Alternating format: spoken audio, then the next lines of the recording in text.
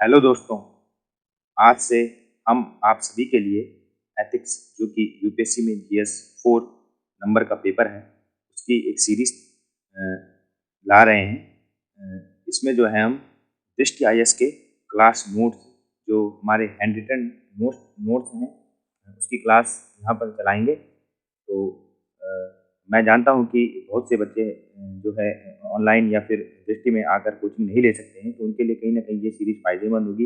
इसमें हम आपको शॉर्ट नोट्स के रूप में जो है डॉक्टर विकास विकृति के जो ये क्लास नोट्स हैं एथिक्स के, कहीं ना कहीं इनको समझाएंगे। तो इसमें पहला टॉपिक है नीति शास्त्र तथा मानवीय सह संबंध। पहले इसकी क्लास से स्टार्ट होगा, उसके बाद धीरे धीरे हम आगे बढ़ेंगे।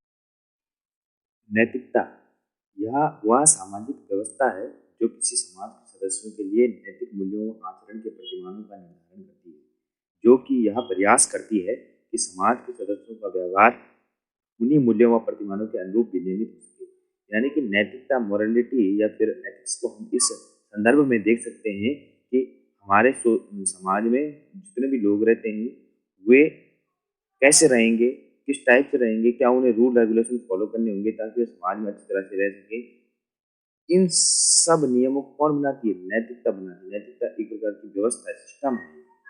ठीक है। उसके बाद हम कह सकते हैं कि एथिक्स और मॉरलिटी में क्या संबंध होता है या फिर क्या अंतर होता है।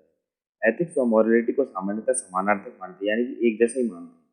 ग्रीक भाषा के शब्द एथिका से विकसित हुआ है एथिक्स, जिसका अर्थ होता है रीति रिवाज, और मॉरलिटी हुआ है लैटिन भाषा के मॉरस शब्द से, जिसका अर्थ भी होता है रीति रिवाज। इन्हीं आधार पर सामान्य राय यह है कि यह दोनों समानार्थक है। सूक्ष्म विश्लेषण करें तो हम पाते हैं कि मोटे तौर पर समानार्थक होने के बावजूद इनके अभिप्राय में अंतर है। जहाँ एथिक्स का संबंध नैतिकता की वस्तुनिष्ठ धारणा से है, अर्थात वे नैतिक नियम, प्रतिमान, ढांचे जो समाज द्वारा व्यक्ति को दिए जाते हैं, व्यक्ति इनका पालन बाहरी दबाव से करता है, यदि ना करे तो उसे दंड मिलने का इत्यादि का भय भी होता है। जबकि मॉरलिटी का संबंध व्यक्ति की निजी आत्मनिष्ठ धारणा से, वे किन मूल्यों को प्राथमिक मानता है, वह उनके लिए किस हद तक प्रतिबद्ध है, इन आधारों पर मॉरलिटी तय की जाती है या आंतरिक प्रेरणा पर टिकी होती है, ना कि सामाजिक दबावों पर। तो इस टाइप से जो है इनके बीच सूक्ष्म अंतर पाया जाता है। एथिक्स जो है भारी दबाव के कारण आता है, जबकि मॉरलिटी भीतरी जो है द्वंद्व के कारण आती है। इनमें संबंध भी है, ऐसे नहीं कि अंतर ही है। विभिन्न परिस्थितियों में एथिक्स और मॉरलिटी के मध्य सहयोग तथा विरोध के संबंध हो सकते हैं। प्राय इनमें सहयोग का संबंध होता है। यदि कोई व्यक्ति समाज द्वारा सिखाए गए मूल्यों का व्यक्तिगत निष्ठा के साथ पालन करता है तो वहां एथिक्स और मॉरलिटी साथ साथ होते हैं। उदाहरण के लिए, जैसे किसी बच्चे द्वारा माता पिता के पैर छूने के नियम का निष्ठा के साथ पालन किया जाना ही एथिक्स और मॉरलिटी में संबंध को दर्शाता है। कभी कभी एथिक्स और मॉरलिटी के मध्य अंतर विरोध होता है, विशेषतः जब नैतिक नियमों व व्यक्ति के अंतरात्मा के मध्य टकराहट की स्थिति पैदा हो जाए। अब इसमें सवाल आता है, मूल्य क्या है? सामान्य शब्दों में मूल्य है जिस वस्तु का जितना महत्व है। यानी कि हम जब दुकान में जाते हैं, कोई सामान खरीदते हैं तो हम पूछते हैं उसका मूल्य क्या है, ये आर्थिक दृष्टिकोण है। लेकिन नीति शास्त्र में मूल्य का अर्थ है नैतिक आदर्श। उदाहरण के लिए शांति, न्याय, सहिष्णुता, ईमानदारी, समयबद्धता इत्यादि प्रसिद्ध मूल्य है। ये सब मूल्य होते हैं जो जो नैतिक जो जो नैतिकता होती है, ये हमें इन गुणों को सिखाती है कि तुम्हारे अंदर ये गुण होने चाहिए, तब तुम समाज में रह सकते हो। नैतिकता तो हो गई वो सिस्टम जो हमें जो नियम बताता है कि समाज में कैसे रहा जाए। लेकिन वो नियम क्या क्या है? शांति से रहना, न्याय पूर्वक भावना पैदा करना, ईमानदारी से रहना, समयबद्ध होना इत्यादि जो है हमारे भीतर के मूल्य होते हैं। मूल्यों की क्या विशेषताएं होती है? मूल्य आदर्श रूप में होते हैं। आदर्शों को पूर्णतः प्राप्त नहीं किया जा सकता, उनके पास जाने का प्रयत्न करना चाहिए। यानी कि जिनमें से किसी भी व्यक्ति के पास इनमें से सभी गुण नहीं होते हैं, ना ही वो पहले से इनमें आदर्श होता है, पहले से जन्म जाति होता है, लेकिन वो कहीं ना कहीं इनके पास जाने का प्रयास करता है। जैसे इनकी विशेषताओं में हम देख सकते हैं कि मूल्य जन्मजात नहीं होते हैं। जैसे जैसे समाज हमें सिखाता है या फिर हमारा परिवार, हमारी शिक्षण संस्थाएं हमें सिखाती है, उस टाइप से हम सीखते हैं। मूल्य सापेक्षता स्थिर होते हैं, लंबे विकास क्रम के बाद इनकी स्थापना होती है। यानी कि जिसमें शांति का मूल्य है उसमें शांति का ही मूल्य रहेगा, जिसमें ईमानदारी का मूल्य है उसमें ईमानदारी का ही मूल्य रहेगा। मूल्य में सोपान क्रम होता है, कुछ उच्च स्तर पर होते हैं, कुछ निम्न स्तर पर। अब जैसे आपके भीतर ईमानदारी तो बहुत अधिक है, लेकिन आप समयबद्ध कम है, तो समयबद्धता का जो मूल्य होगा वो थोड़ा निम्न स्तर पे होगा, ईमानदारी का जो मूल्य होगा वो उच्च स्तर पे होगा।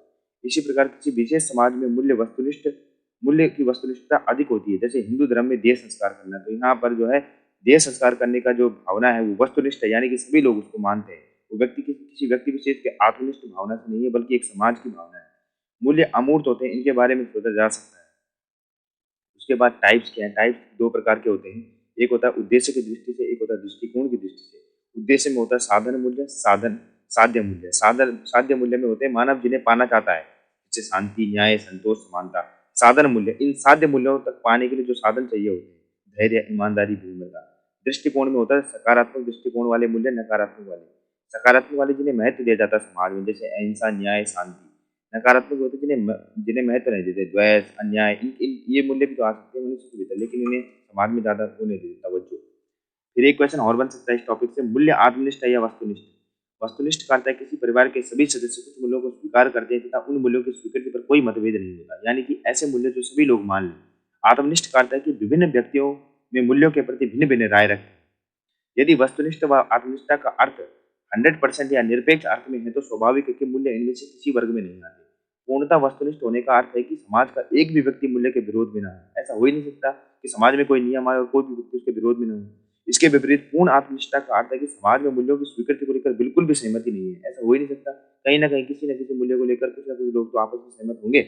स्पष्टता ये दोनों विकल्प असंभव है। सच यह है कि सभी मूल्यों में सत्यनिष्ठता यानी कि आत्मनिष्ठा, वस्तुनिष्ठता के तत्व साथ साथ पाए जाते हैं। अतः हम कह सकते हैं कि मूल्य ना तो पूर्णतः वस्तुनिष्ठ होते हैं, ना ही पूर्णतः आत्मनिष्ठ होते हैं, बल्कि इनमें कहीं पे वस्तुनिष्ठता की भावना अधिक होती है तो कहीं में आत्मनिष्ठता की भावना अधिक पाई जाती है। फिर होते हैं मूल्य स्थिर होते हैं, परिवर्तनशील। मूल्यों की स्थिरता व परिवर्तनशीलता पर दार्शनिकों में विवाद है। स्थिरता है मूल्यों का नित्य शाश्वत होना, परिवर्तनशील है कि मूल्य देश काल परिस्थिति के अनुसार बदलते हैं। सामान्यतः सभी मूल्य किसी न किसी अर्थ में परिवर्तनशील होते हैं, देश के अनुसार परिवर्तन, काल के अनुसार, परिस्थिति के अनुसार। किंतु इसका अर्थ यह नहीं कि मूल्य अनावश्यक रूप से परिवर्तित होते रहे। सामान्यतः इनमें स्थायित्व की प्रवृत्ति होती है। इसके अलावा यह भी सत्य है कि कुछ मूल्य लगभग प्रत्येक देश काल परिस्थिति में देखे जाते हैं, जैसे शांति, सद्भाव आदि। अब देखो, जैसे आपके भीतर यदि ईमानदारी का मूल्य, लेकिन कहीं पे आपको किसी की जान बचानी तो वहां पे आपको ईमानदारी का मूल्य खोना पड़ेगा। कहीं ना कहीं ये परिवर्तनशील होते हैं मूल्य, देश काल परिस्थिति के अनुसार। मूल्यों के आंतरिकरण व सात्विकरण में विभिन्न भूमिकाएं। अब 3 टाइप्स की भूमिकाएं होती है हमारे मूल्यों को बनाने में। 3 समूहों की भूमिका बोल सकते हैं। एक तो परिवार की, दूसरी शिक्षण संस्थाओं की, तीसरी समाज की। अब परिवार की भूमिका ये हो सकती है कि 0 से 3 वर्ष के मध्य, यानी कि जब बच्चा जन्म लेता है और 3 वर्ष के मध्य जो परिवार का उस पर बहुत ही इंपॉर्टेंट प्रभाव पड़ता है, क्योंकि वह परिवार के साथ ही रहता है। 3 से 12 वर्ष की आयु में परिवार की भूमिका विद्यालय से अधिक होती है बच्चों के मूल्य में वृद्धि करने के लिए। और 3 से 19 के मध्य जो है पीयर ग्रुप इत्यादि की भूमिका आ जाती है, क्योंकि बच्चा जो है अब समाज में कदम रखने के लिए तैयार हो जाता है, तो कहीं ना कहीं उसका जो पीयर ग्रुप बनता है, जो उसका दोस्ती का समूह बनता है, उसकी भूमिका आ जाती है। अब परिवार का मूल्य सिखाने के तरीके क्या हो सकते हैं? प्रत्यक्ष हो सकता है, परोक्ष होता है। प्रत्यक्ष में यानी कि परिवार वालों द्वारा कहकर जो मूल्य सिखाए जाते हैं, जैसे बड़ों का सम्मान करना, चोरी ना करना, स्कूल जाना, नियमित पढ़ाई करना, ये मूल्य जो परिवार सिखाता है। लेकिन परोक्ष रूप से क्या होता है कि जो हम अपने घर में आचरण देखते हैं, अगर हमारे घर में अच्छा आचरण होगा तो बच्चा अच्छी तरह से सीखेगा, अगर आचरण सही नहीं होगा तो बच्चा जो है गलत मूल्य सीखेगा। दूसरा होता है दूसरा होता है शिक्षण संस्थाओं का। शिक्षण संस्थाओं का होता है कि 2 प्रकार की शिक्षण संस्थाएं हम देखते हैं, प्राथमिक स्तर पर, उच्च शिक्षा स्तर पर। प्राथमिक जो है 3 से 14 वर्ष की आयु तक होता है, फंडामेंटल वैल्यूज वो वहीं सीखता है, टीचर्स उसकी मदद करते हैं, मित्रों की उसमें भूमिका होती है। दूसरे प्राथमिक स्तर पर 2 प्रकार की गुण शिक्षा, अच्छे और बुरे। अच्छों में ऐसा होता है कि कोई विद्यालय अगर निष्पक्ष है, यानी कि किसी जाति, धर्म इत्यादि के प्रति झुकाव नहीं है उस विद्यालय का, तो उसमें अच्छे गुण सीखेगा। बुरे में ये सीखता है कोई बच्चा प्राथमिक शिक्षण संस्थाओं में, जैसे कोई शिक्षण संस्था जातिवाद, सांप्रदायिकता से प्रेरित है, तो वहाँ पर वही वही गुण सीखेगा वो। उच्च शिक्षण संस्थाओं में क्या होता है, 18 वर्ष से ऊपर होता है, यहाँ पर व्यवसायिक वैल्यू सीखता है कि आगे जो है जीवन में कैसे आगे अपना व्यवसाय चलाया जाए, आगे कैसे पैसा कमाया जाए, इस टाइप की वो एंटरप्रेन्योरशिप स्किल्स इसमें सीखता है। तो इसके बाद आती है समाज की भूमिका। समाज क्या होता है कि समाज के वैसे ना किशोर अवस्था से स्टार्ट हो जाता है, क्योंकि वो समाज में रहता है। परिवार और जो ये हैं, परिवार और शिक्षण संस्थाएं समाज के अंतर्गत ही आते हैं। समाज में कैसा हो सकता है कि सामाजिक समूह जिनमें परिवार भी आता है, रिश्तेदार भी आ जाता है, बाजार भी आता है, टीवी, मीडिया इत्यादि आदि सभी का अच्छा बुरा प्रभाव पड़ता है। अब जो व्यक्ति जो है इंट्रोवर्ट टाइप का होगा वो केवल समाज के मूल्यों को उतनी अच्छी तरह से नहीं लेगा, और जो एक्सट्रोवर्ट होगा वो समाज के मूल्यों को लेगा। तो इस प्रकार से हमने जो है अपने पहले टॉपिक्स में नीति शास्त्र में मानवीय से संबंध में नैतिकता के बारे में बताया, मूल्यों के बारे में बताया, मूल्य आत्मनिष्ठ है या वस्तुनिष्ठ के बारे में, मूल्य स्थिर है या परिवर्तनशील। उसके बाद हम अगली सीरीज में आचरण स्टार्ट करेंगे। इसीलिए आज के टॉपिक को यहीं पर खत्म करते हैं। आपको ये वीडियो अच्छी लगी हो तो लाइक, शेयर एंड सब्सक्राइब जरूर कीजिए। Thank you.